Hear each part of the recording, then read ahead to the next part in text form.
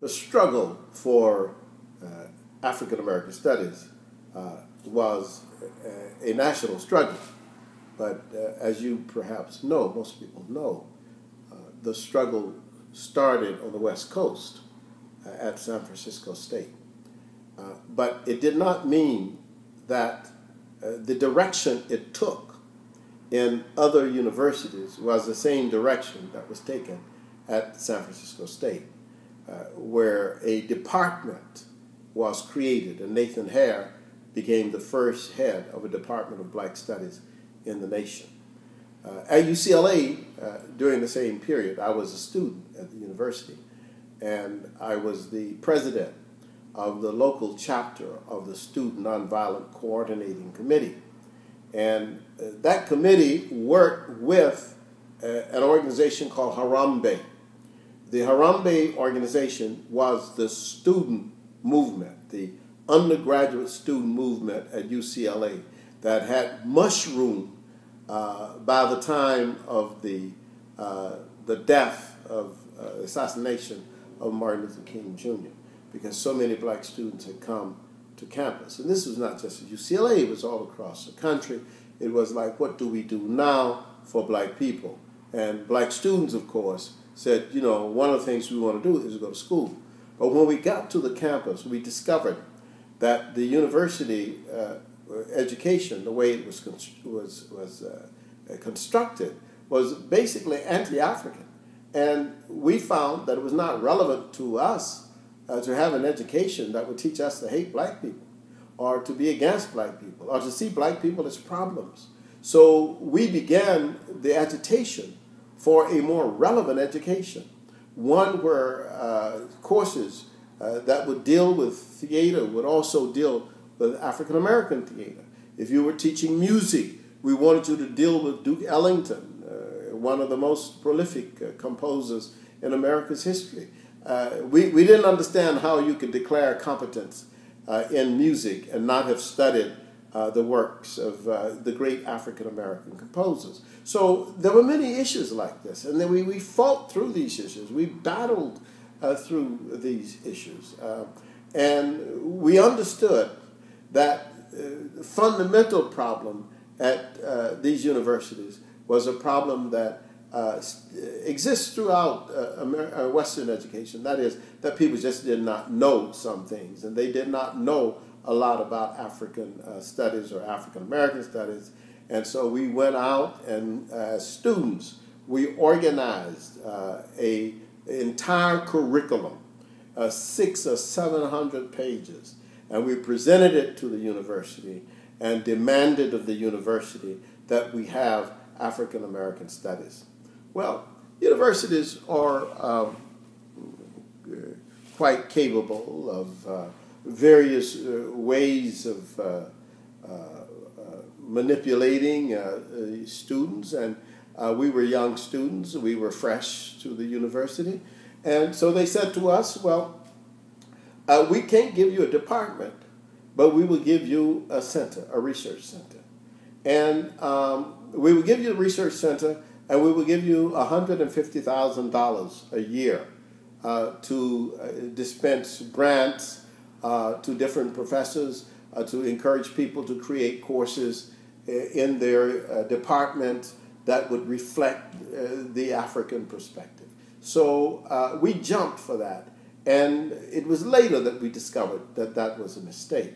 It was a mistake because in the university, you have basically the possibility of programs where you would have a director or a coordinator who would simply coordinate courses from different departments that were related to African people, and a student could get a degree by concentrating in those courses. Or you could have a institute like we had, where you didn't have any degree program necessarily. You basically had an institute for research, for lectures, for bringing people together, for receptions, and so forth. And maybe you give out grants to people, students and faculty, to do various projects. But we control no appointments to the university except administrative appointments to our own institute, which essentially meant the associate director and the staff, the secretaries, and so forth. A department, which we did not get at UCLA, is the most powerful, because in a department you not only have an academic curriculum that you operate, you have faculty that you hire, you have space that you control tenure, and you have a more legitimate role within the context of the university. So we felt very strongly that we had really been bamboozled by getting an institute. And UCLA has suffered for a long time without having a department. And even though there have been many attempts to try to get a department, we still are waiting for that to happen at UCLA.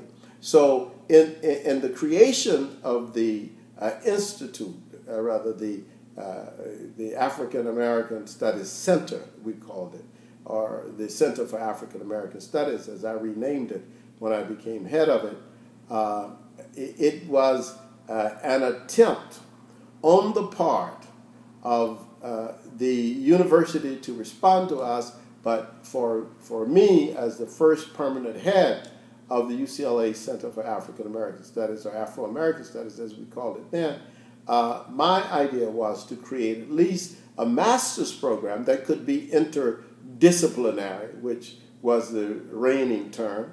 And we created an interdisciplinary master's program. We created also a library that was extremely important with the help of Mady Norman and some other people. And Robert Singleton and I became the promoters of the first real academic journal in the field. There was, of course, a popular journal, political journal, Black Scholar, which is still in existence. But the second journal was a journal of Black Studies that actually was the brainchild, I believe, of Robert Singleton, but he just brought me along and basically made me the editor of that journal. And but Robert became the head of the board of editors for the first few years. So that the Journal of Black Studies, it started at UCLA, was actually published by Sage Publication, an up-and-coming social science publisher, and it was the thing that, it was the instrument that propelled us into the leadership at UCLA of the field. And I basically took that journal with me at all the other academic appointments I've had. Even when I was living in Zimbabwe, I still maintained editorship of the Journal of Black Studies. So the Journal of Black Studies has been one of the stable organs of the creation of the discipline of Black Studies that we have. But UCLA Center for Afro-American Studies was a prominent institute, and from 1969, when I first became the permanent director, till the time I left. I was director for about 3 years. I left in 1973 to go to Buffalo. But at that time, we had established it. Tony Brown had come out to UCLA when he had perhaps one of the first and the most powerful television shows about black people in the country. He had come out and had done a big story on the UCLA movement for Black Studies. There are many names of many people who helped to bring this into fore and into creation, but it was significant, and I just always like to put this as a historical record and note so that people will know how UCLA created the Center for Afro-American Studies.